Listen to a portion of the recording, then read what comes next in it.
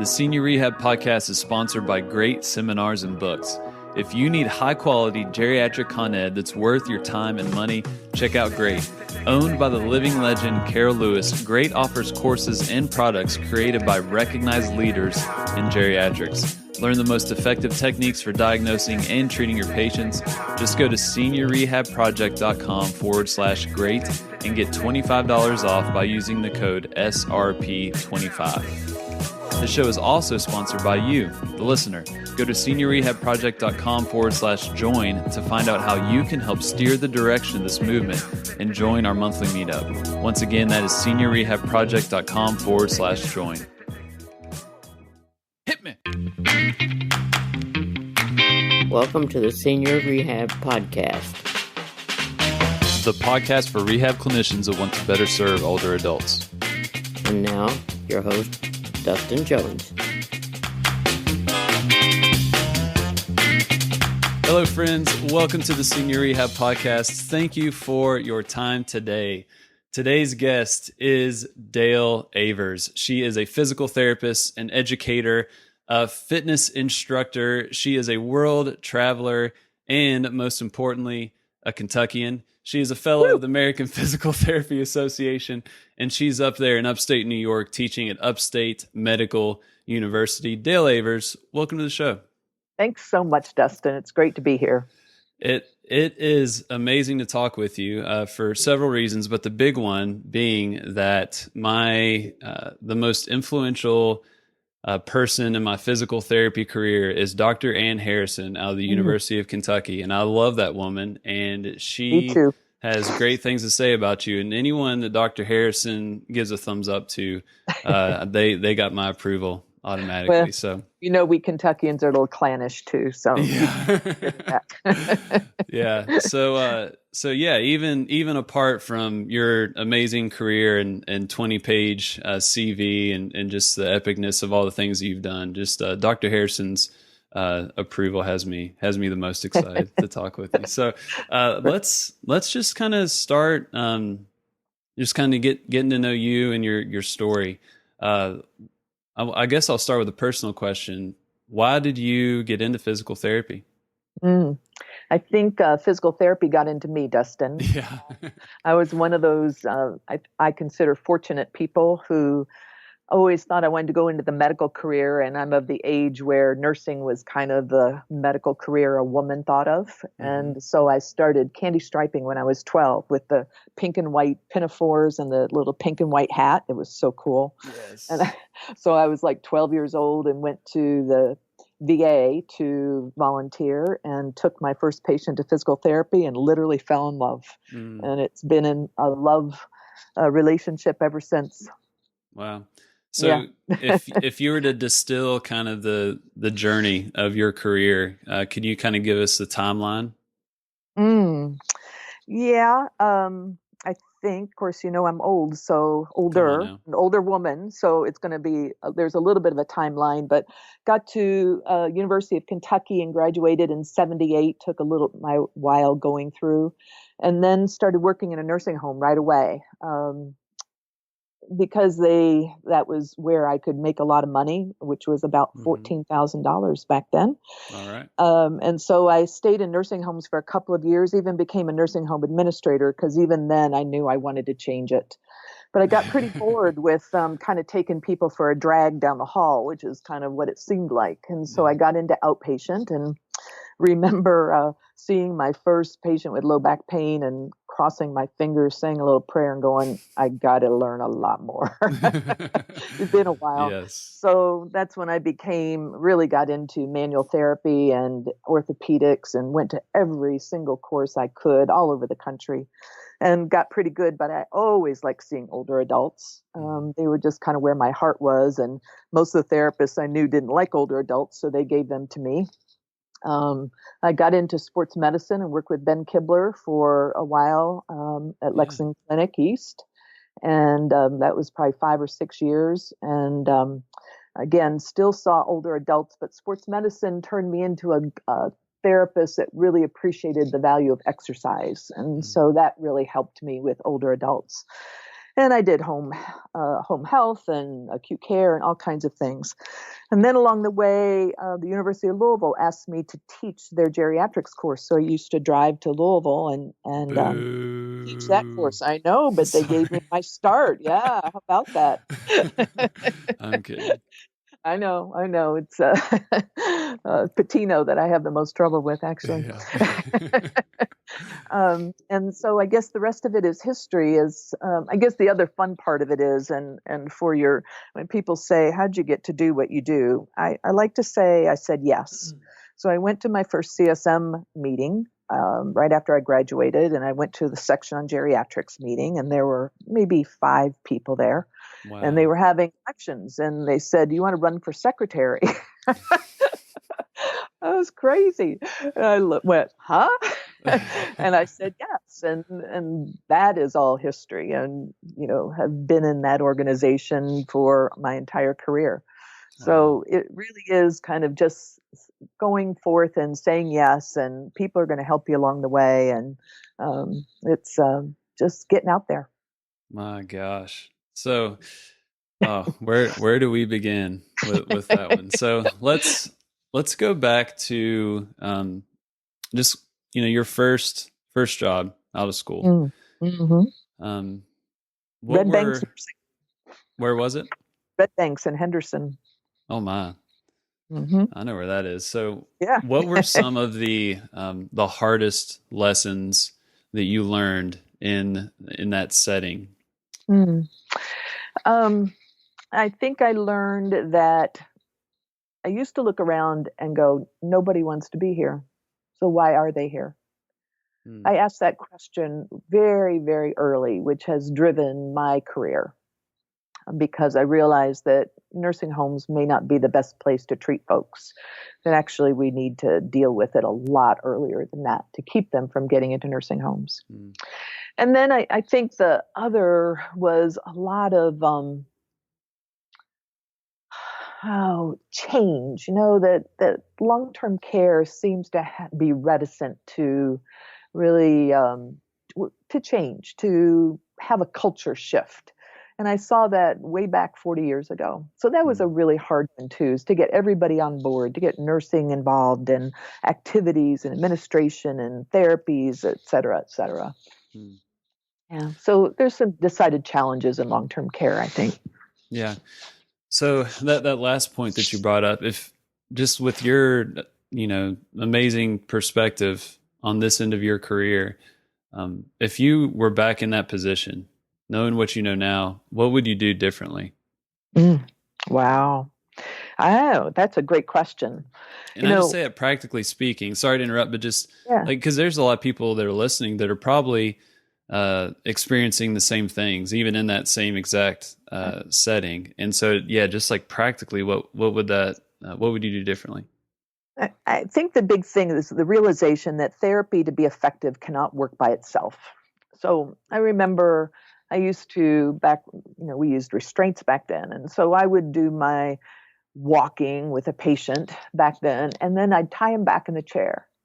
Mm. And so for 23 hours and 45 minutes, they'd be sitting. And somehow I was supposed to make them better in 15 minutes or 30 minutes or whatever. And that is still the case now, that we don't allow people to be physically active once they get into an institution. And that's where therapy has to start thinking about the bigger picture. There's been several studies that have shown how many steps a patient walks while they're either in the hospital or even in a rehab center. And during any given session, it could be 300 steps. That's it. Mm. And that's not enough for motor learning to take place and for us to change the brain so that activity can become easier. So I think what I would do differently is work with the team a lot more and look at kind of not think about PT as the end all to be all, but to recognize we're part of a really important team and how can we figure that one out for the good of the patient. Yeah, that's a good point. That reminds me of she's a previous guest, but Rachel Walton Mao. Yeah. She's a PT down Yeah. in Georgia, and she Hmm. shared her kind of nurse-driven mobility program that she did it. I think it's Grady, is Yes, where she was working, and I that was is where just, my internship was, Dustin. oh my, small Yep. world, Oh my, crazy. yes. But yeah, just to hear, I mean, she's a go-getter. I mean, if she sees a problem, she's gonna fix it, much like you. And Mhm. she shared that story on this podcast, and it was really helpful for me. I think coming, especially from like the sports ortho realm, coming into home health, is that it's easy to get bogged down on the little things. Just like, what's their stance phase look like? What's their swing phase doing? Their posture while they're like all these things, which I'm not saying they're not important, but if we take a step back, the grand scheme of things, does that all really matter if they're only stepping 100 times a day? Like you just Right. said, like, granted, those factors can contribute to the amount of steps that they can take, but in terms of overall physical activity level, like, what if we just need to get them up more and not make it, That's too right. terribly complicated, and bring in other professionals to help us do that. So, yeah, I think Medicare, that's really good that's why advice that you said. Medicare wants us to treat people in the um, lowest care setting possible Mm, because they know that people are better off when they can move around more. So we need to get people home as fast as possible so they'll be more active.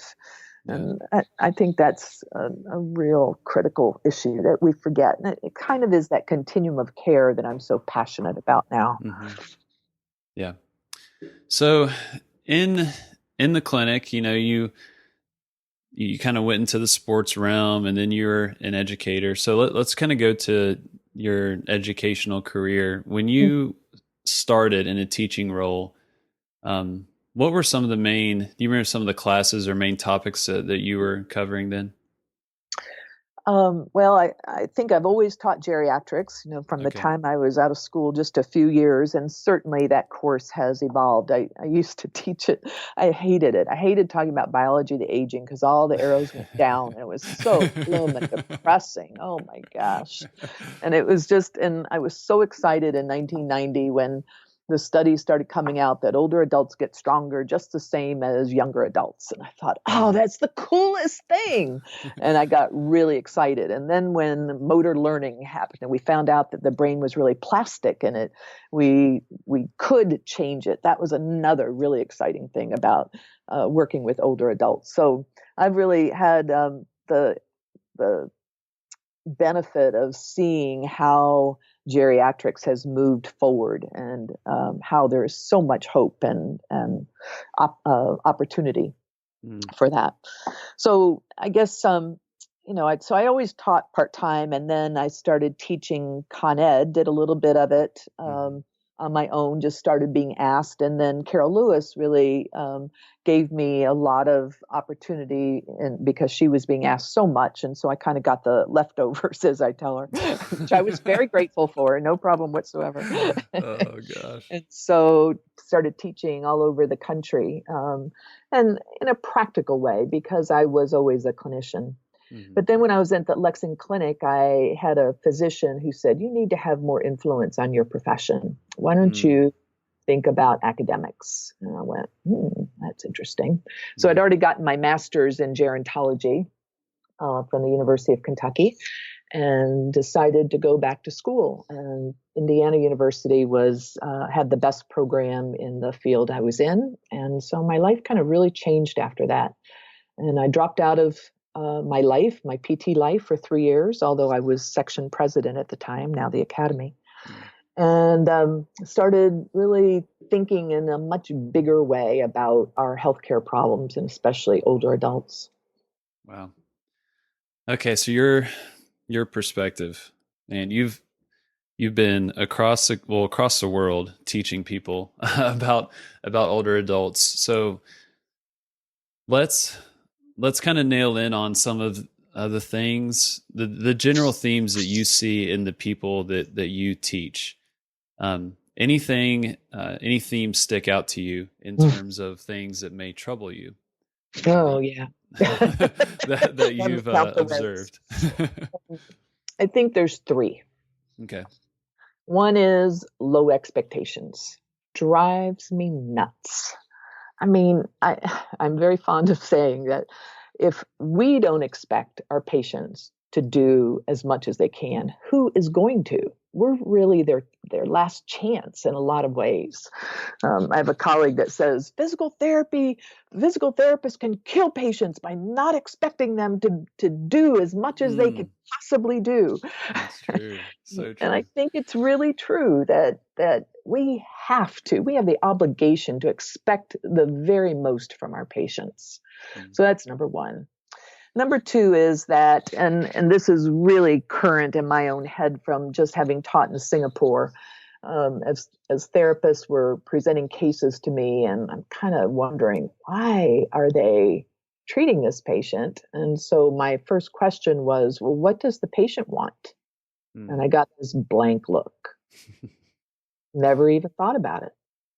So I think even in this country that therapists are not listening very well to patients.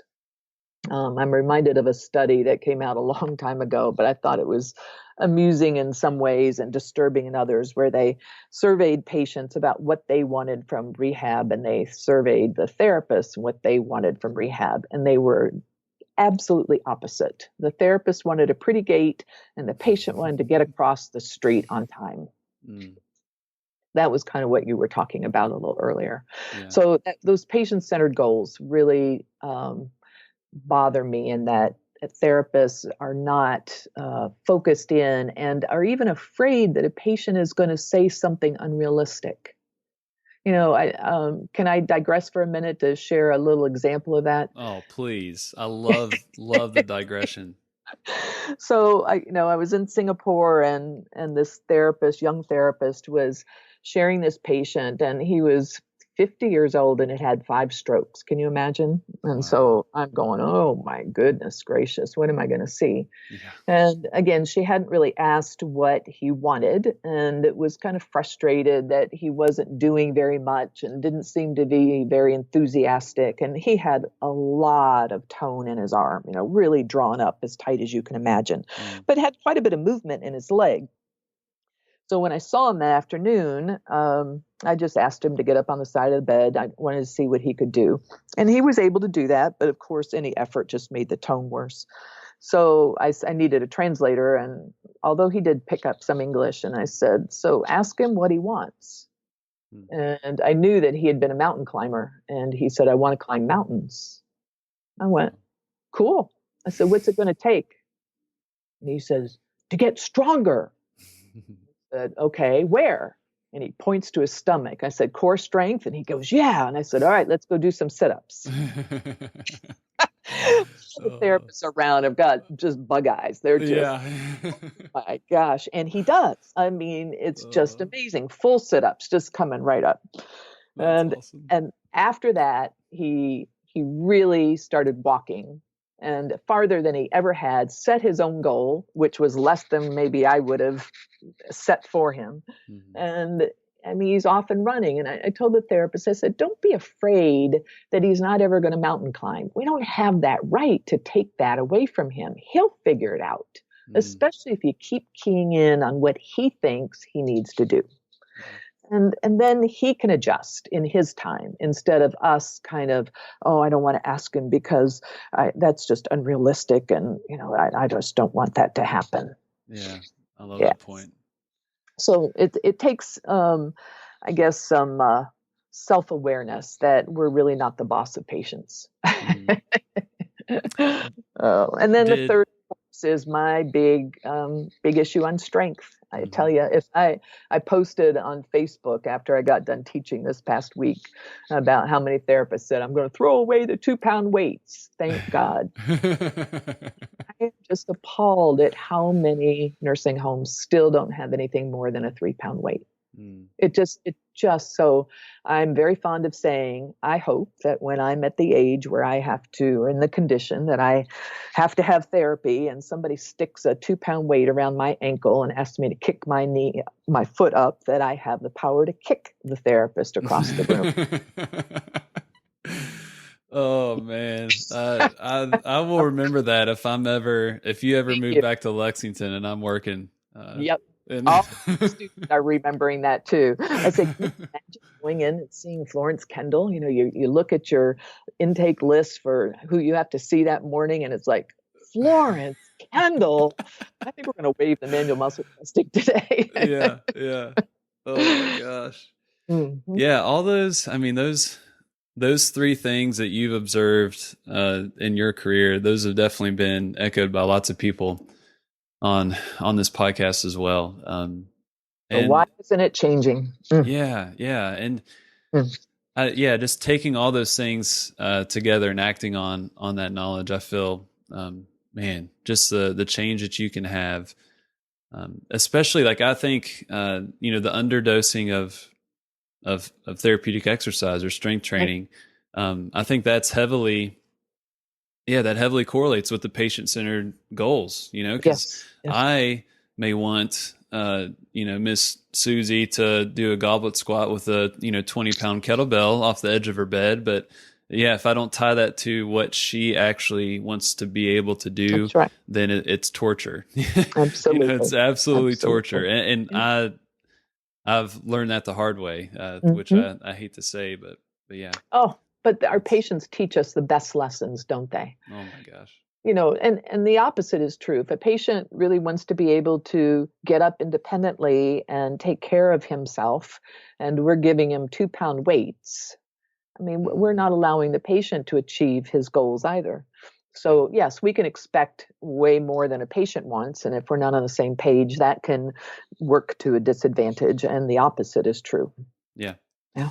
Yeah. I've got a few patients right now here around Lexington that it's been difficult to get to their, well, no, I have gotten to their goals and their desires and motivations. But they really don't want to do much anymore. Mm-hmm. They're just kind of, they're, about mid 90s.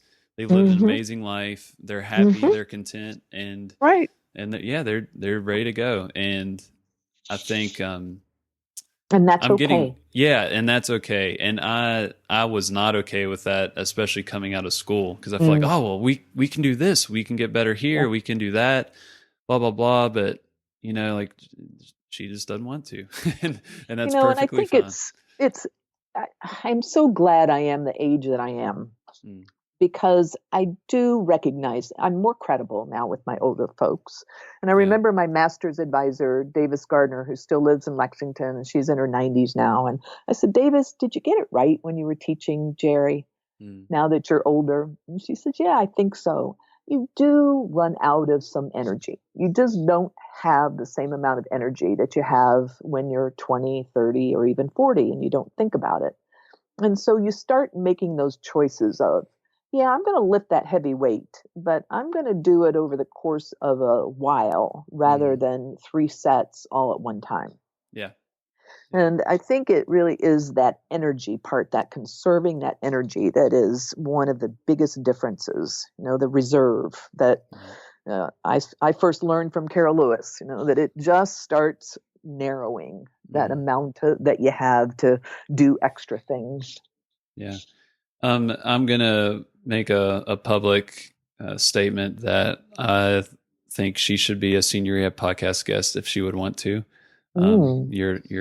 Was it Dane? What was her name again here in Lexington?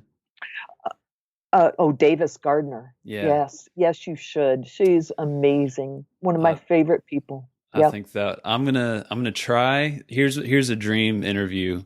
You are in Lexington and Dr. Harrison, and then Davis Gardner. And Anne will know Davis. In fact, she probably took some courses from Davis. And I'll bring the bottle of wine. And perfect.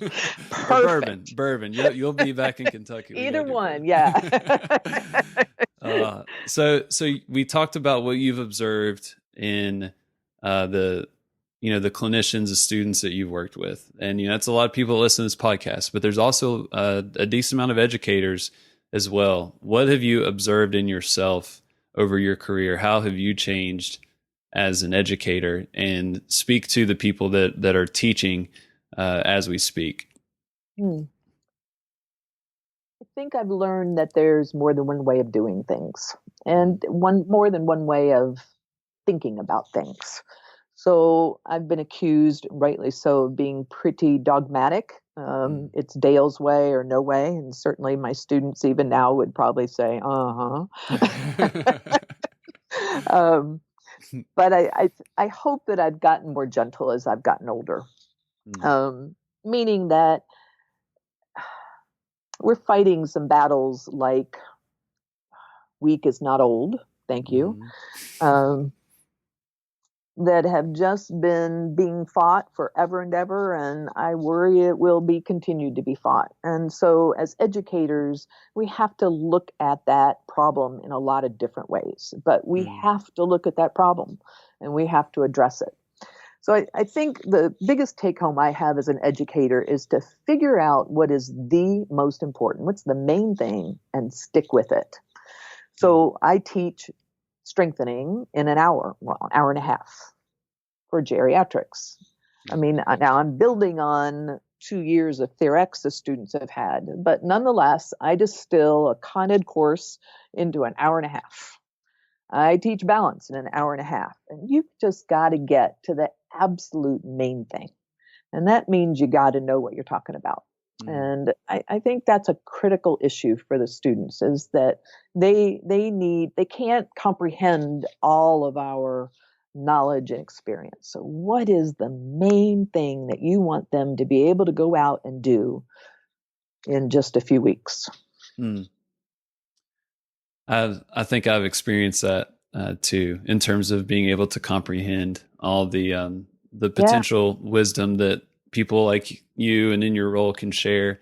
I mean, I think I've said this on the podcast several times, like, Ann Harrison, another example, just things that she said to me in school that I heard, but I did not comprehend in the moment. Some things 3 to 4 years after school, like a light bulb turns on when I'm with a patient, and That's my right. gosh, like I remember when, Dr. Harrison said this, and this, or didn't even say it, but actually just demonstrated it in a way to where it was very impactful. Yeah, tell her that. It's kind of nice.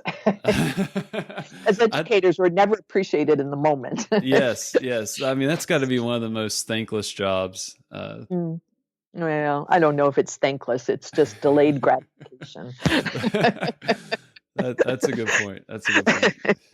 So I mean, it doesn't seem like you're slowing down one bit. I mean, you just got back from Singapore teaching a course, and I want to dive into this because I think you'll have an interesting perspective after coming back from there.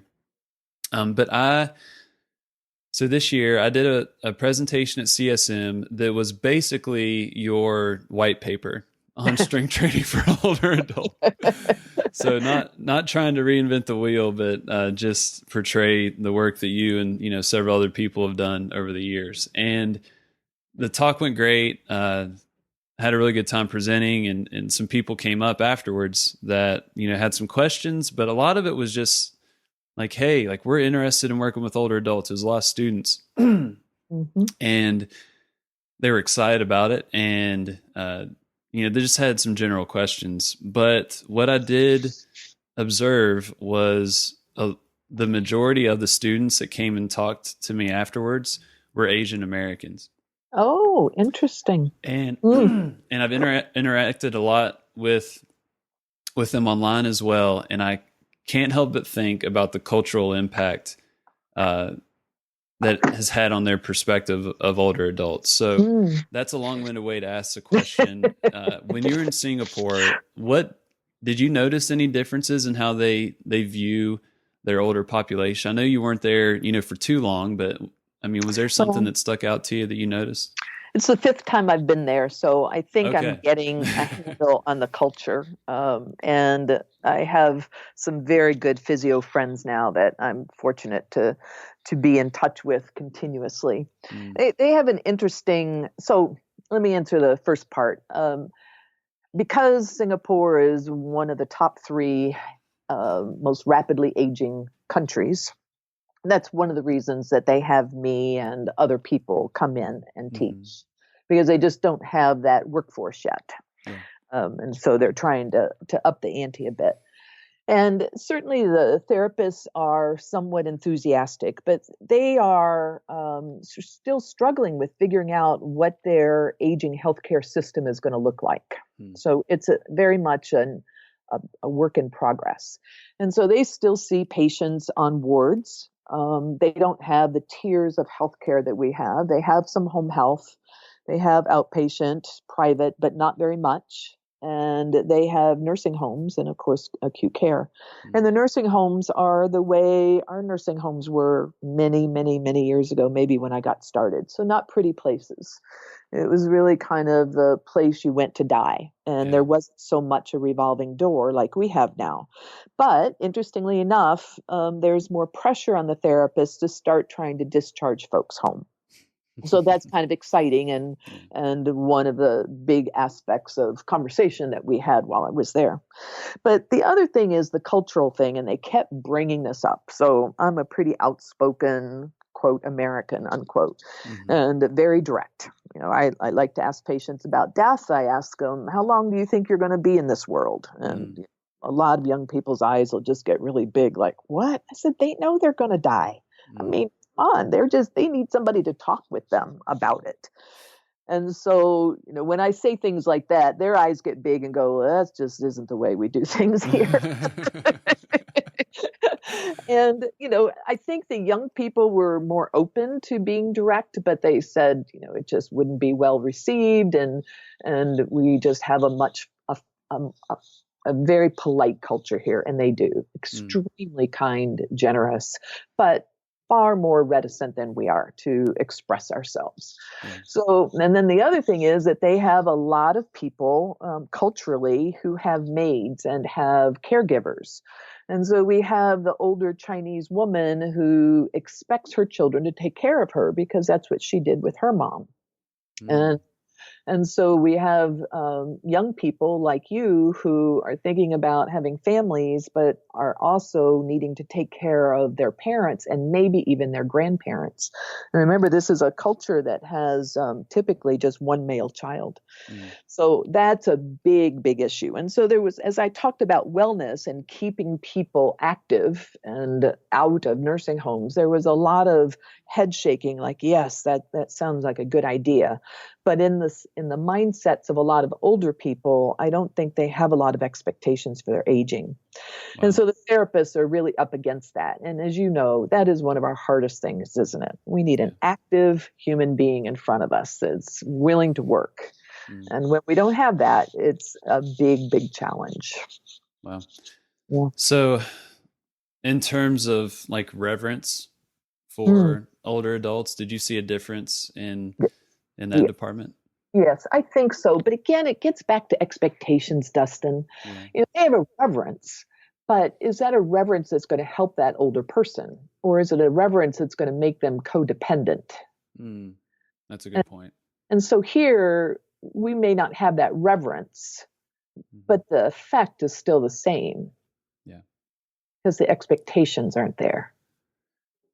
What were some things that you have learned from the physios over there that you think we should know or implement that would be helpful for us as American PTs? Granted, there's all kinds of different PTs that listen to this podcast, but the majority are from the U.S.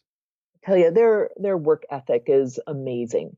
They have so many patients. They have so many patients that they can see somebody in a nursing home once a week. That's it. Can you imagine? Right. I mean, it's just. And I mean, the amazing thing is that so they willingly prepared a beautiful PowerPoint case presentation for me. There were 5 physios that did this one day. I mean, that's all on their own time.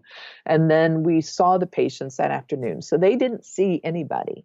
They stayed until 11 o'clock that night treating patients. Wow.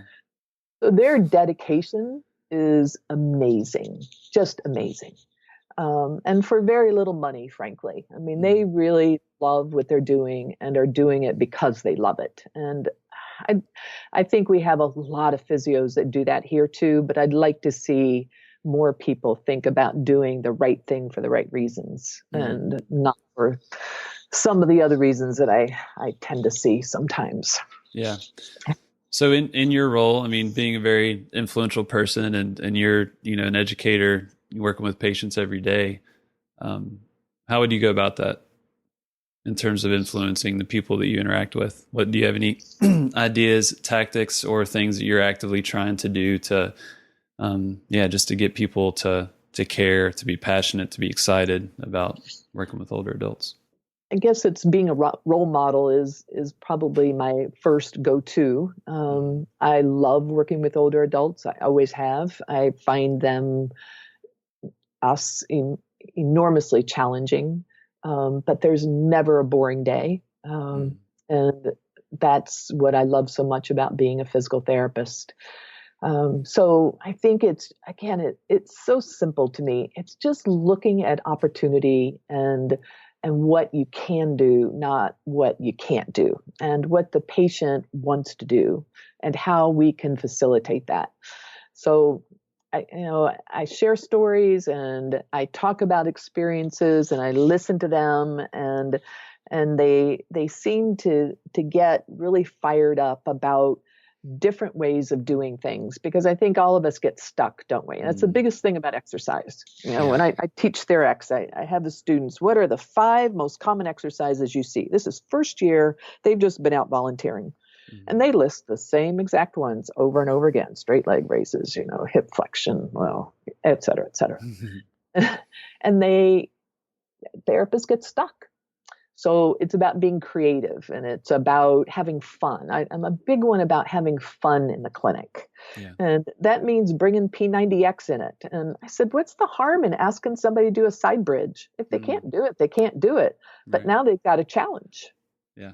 And they're going, oh, so I think it's seeing patients as people.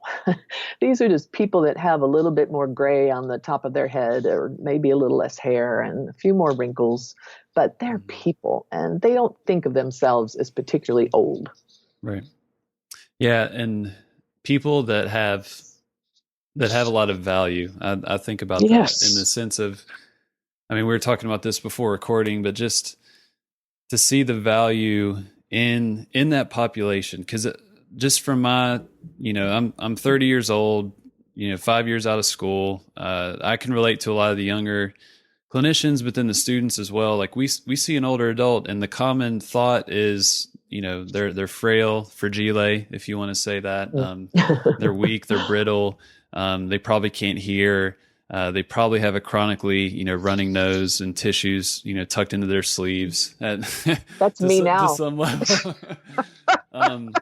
But we completely we focus so much on that, and in terms, like you said, what they can't do, rather than the fact that we have someone that has, been on the face of the earth for, 70, 80, 90 years. Like that in and of itself is absolutely amazing. And then to think about what they've witnessed and they've been through, what they've done throughout their lives, and just the perspective that comes from that. Grant, I'm not going to say every older adult is wise.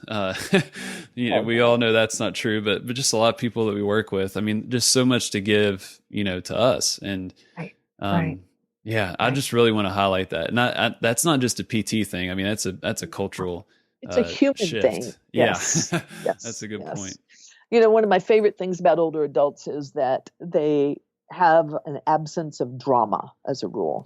Yes. And it's just the best thing. And it's one of those things you just kind of evolve to, which is kind of a cool thing. You don't even think about it. But when you're 25, you're getting out of school, it's like, oh my gosh. And I just met with my students who are saying, I'm saying, you're ready for this. You're going to get them. It's going to be awesome. And they're scared to death, many of them. And it's a lot of drama because they don't have experience. But when you get to be 80 and 90, they've had experience in everything. And even if they come across something they don't have experience in, they have the resiliency to know they've gotten through A, B, and C, so they figure they can get through D as well. Yeah. And I just love that they are so self-reliant. Yes. So it's just inspiring to me. I love it. Yep, me too. Me as well. All right, well let's transition. I just want to ask you some questions. How are we on time? When do you need to get I'm off? doing well. I just Doing don't want to well. bore your listeners. Oh, come on. It's not about them. We're just here chatting. All right. Okay, fair enough. So let's see here. What were you doing when you were 25 years old? Give us Just get context. school. Just getting out of school. Okay. I'd been an aide. I'd worked my Mhm. way through school, so I had quite a bit of patient experience already. Okay. So I was ready to go get them. All right. So I asked a similar question, but it was kind of specifics to what you would do different in in that skilled nursing facility. But so this is more of a general question. What would you tell your 25-year-old self if you could talk to the 25-year-old Dale Avers? Give yourself some time. Be gentle with yourself. It takes a while to get the hands of a physio, doesn't it? It Mm. I tell my students, you've got to grow into your hands. And I think the first year or two, it's hard to remember everything you've learned because you're more concerned about hurting someone, doing something right, getting it. And that just takes time, and especially in our healthcare environment right now, Mm. that's just so urgent. Yeah. So first, be gentle. But second, know that in 2 years or 3 years, you need to up the ante. And you need to start expecting from yourself excellence. And excellence comes in a lot of different forms, but certainly I view it as staying on top of the literature. Mm-hmm. By now, you're starting to think about specializing or at least focusing on a few areas of care and not everything. And that's cool. You almost have to do that. And then so excellence also comes from getting to know people who you think can be mentors. So I think you have to go out and find those people Mm. and be willing to listen as well as talk. I think when I was younger, I did a lot of talking. I wanted to be heard, but I missed out on the listening so much. And I Mm. think doing the honor of listening to somebody and their wisdom and then checking in, is this what I heard? And wow, I think I might be able to apply that to a problem I've had. Can I share that with you? Is a great way of really developing a good relationship that will mature nicely throughout your career. Mm. Mm. Write that down, students, new grads. Who's someone in the PT world that we should know more about? Bob Trapicchio is a favorite of mine. Bob owns one of the largest home health agencies, if not the largest one in Chicago. And he has always been a geriatric PT. He got his Doctor of Science degree at Rocky Mountain under me. And he has developed a way of soliciting and eliciting patient-centered goals that he's published in the Journal of Geriatric Journal of Education, Education, Physical Therapy Education. There it is. Okay. Boom. And he's taught some courses, but he is just a passionate guy and funny and just gets it. He's a good therapist that's thinking out of the box. I like that. I'll have to pull up some of his stuff and I'll put links in the show notes for listeners so Great. you can look him up. Good. You've taught tons of continuing education, but I'm curious, what has been some of your favorite continuing education to consume, whether it was in person or online? Boy, years ago, it was anything orthopedics. I went to Stanley Paris's S1, E1, S2, S3, Yeah. all of the good stuff, all the manual courses. Now I kind of like to go across disciplines, and I like to see what nursing's talking about, what geriatricians talk about. So I love going to Gerontology Society of America. I don't go to the AGS meeting because it's usually on Derby weekend, and you know what on Derby weekend, right? Priorities, right? Yeah. Right, Completely exactly. understand. But that's another good meeting to have cross fertilization, Yeah. because I think I started off saying we have to be part of a team. Physio just doesn't do it on our own. And so getting to know other like-minded geriatricians is really pretty terrific. Mm. So, yeah, I like going to the International Frailty Conference. That's really interesting. Although, the funny thing about it is that we know exercise is the numero uno, without a doubt, for frailty. And we have all these wonderful scientists who don't exercise and are looking for a pill. Yeah. Drives me crazy. And making lots of money for it too, Yeah, well, I don't know if scientists make a lot of money, but I think true. they're still trying to find it for themselves so they don't have to exercise. That reminds me, not that specific point, but just going, to different types of conferences. You may be interested in this, but in June 11th through the 13th, 2017, there's the optimal aging conference, approaching aging as a lifelong journey in Louisville, Kentucky. Oh, wow. Yeah. So the University of Louisville, the Institute for Sustainable Health and Optimal Aging is putting this on. And actually a couple guests that I need to connect you with them, Scotty Butcher and Christina Novak. They're physios in Canada that are doing some pretty amazing strength training research with older adults. I know their names. Yeah. Yeah, they're presenting down there, and I'm going there as kind of like media coverage, and I'm going to be interviewing all kinds of people. But for listeners, or you, Dale, you all should check it out. I'll put a link to that in the show notes as well, because it's very like multidisciplinary. There's going to be like some urban planners, civil engineers, physicians, pharmacists. I mean, everyone that influences older adults in some way, shape, or form. So I think it's going to be pretty cool. And it's in Louisville in June. Yeah, I mean, there's not a better place. And that gets to one of my passions, which is this continuum of care, Dustin, that with the team, if we as therapists only focus on acute care goals, 3 days, 5 days, or only home health goals, and don't recognize that it takes 12 weeks for somebody to really appreciate plastic changes and real strengthening benefits, et cetera, habits, all of that. Yeah. So that we walk somebody through, or we help them plan for their continuum of care. That we are from day one saying, all right, so how are you going to do this without me? Yeah. Instead of making that patient so dependent on us, which I fear we still tend to do. So I remember a patient who was saying, who's going to make me do this when I'm not here anymore?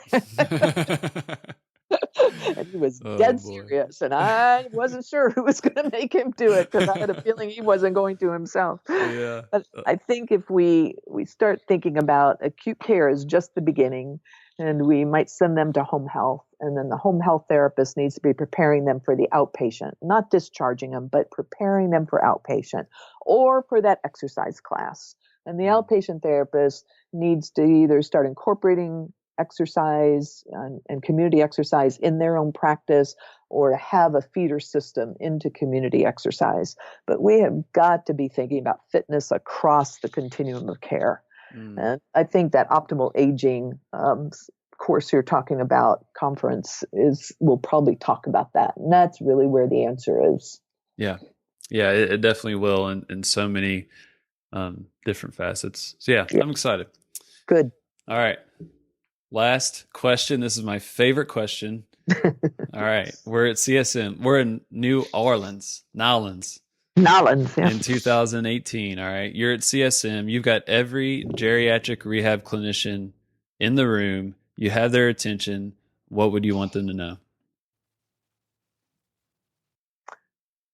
Can I plagiarize? Of course. Old is not weak. Oh, come on. You're gonna weak make me is blush. not old, right? I am so serious. We have got to get a handle on this exercise prescription. We have to. It is the number one intervention. Everybody needs it to some degree or another. And if we don't become experts, so that's why I came up with that idea of geriatric physical therapists being the exercise experts for older adults. That was the whole reason underneath it, because we have to be those experts. These older adults need it so desperately. And so that is really what I talk about, and what I would talk about if I ever had the chance to address every geriatric. How comfortable do you feel with expert exercise prescription? Man, that's probably the best promo I've ever gotten for that slogan. So I'm gonna have to send you a T-shirt now, Dale, so you can wear that. Well, Oh man, I love that slogan. I think it's catchy. I hope a lot of other people can really relate to it. It's just out there. Old is not weak, and that's really the name of the game. And man. we're the ones to make folks stronger and Yep. better as a result. Yep. And honestly, you're the one that is, probably one of the most prolific people that's pushing that message. So I know for me and a lot of the listeners, thank you for your career. I mean, in coming from the ortho sports realm, I mentioned this before, but you don't necessarily know who all has done what in the geriatric world. And so even, I still don't know a lot of the very prolific people that have paved the way and done the research and taught, thousands of people. But you're definitely one of them, and your name has consistently come up in a very positive manner. And now just, being able to talk to you, but just learn more about your story. It's just amazing. So just thank you for, you've lived a life of service, to this profession. I want to make sure that, it's appreciated, and that's just not me speaking, but I know, many of the listeners as well. Thank you so much, Dustin. I'm just thrilled to know that you're taking that mantle and carrying it forward. Nothing could make me prouder. Man, bourbon on me next time you're All in right, Lexington. Perfect. Okay. Hit me. Thank you for listening to the Senior Rehab Podcast. I appreciate your time. And if you enjoyed this episode, do me one favor. Share it with one other person that would benefit. Thank you. If you want to see the show notes or find more episodes, just go to seniorrehabproject.com. And until next time, my friends, do not forget to stay funky.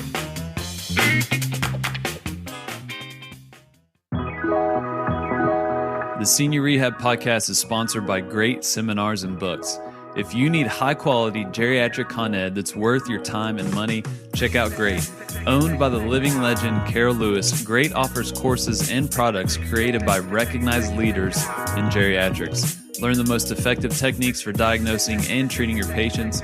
Just go to seniorrehabproject.com/great and get $25 off by using the code SRP25.